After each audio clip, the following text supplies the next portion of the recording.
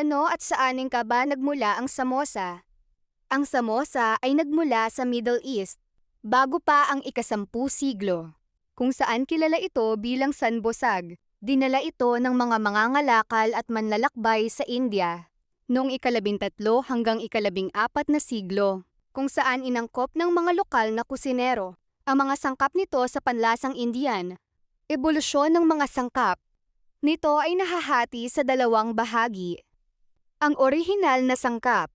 Ang pinakaunang bersyon na isinulat sa kasaysayan ay isang meat pastry. Ang palaman ay binubuo ng giniling na karne, mga almendras at iba pang mani, pulot at pampalasa. Ang modernong sangkap.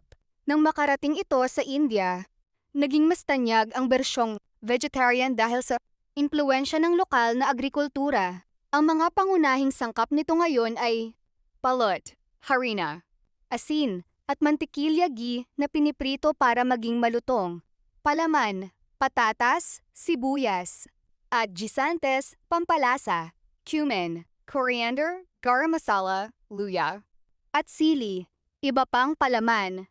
Sa ibang kultura, gumagamit din sila ng giniling na manok, keso o lentils. Ang mga sangkap nito ay nag-iba at umangkop sa kultura habang ito ay naglalakbay. Ang balat orihinal. Manipis na harina o thin flaky pastry na hinuhubog na tatsulok. Ang palaman. Orihinal na gitnang silangan.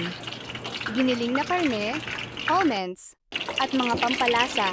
Pagdating sa South Asia, nang ito ay dalhin ng mga Turkic at Afghan invaders sa India, inangkop ng mga lokal na kusinero ang reseta gamit ang mga lokal na sangkap.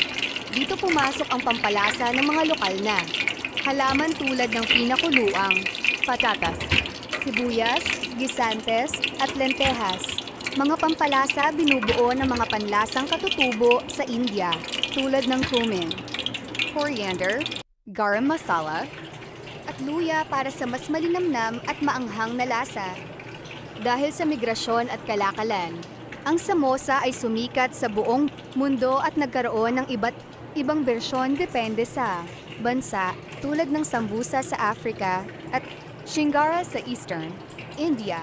Interesado ka ba sa recipe at sa iba't ibang uri ng palaman ng samosa tulad ng vegetarian, meat-filled o sweet version?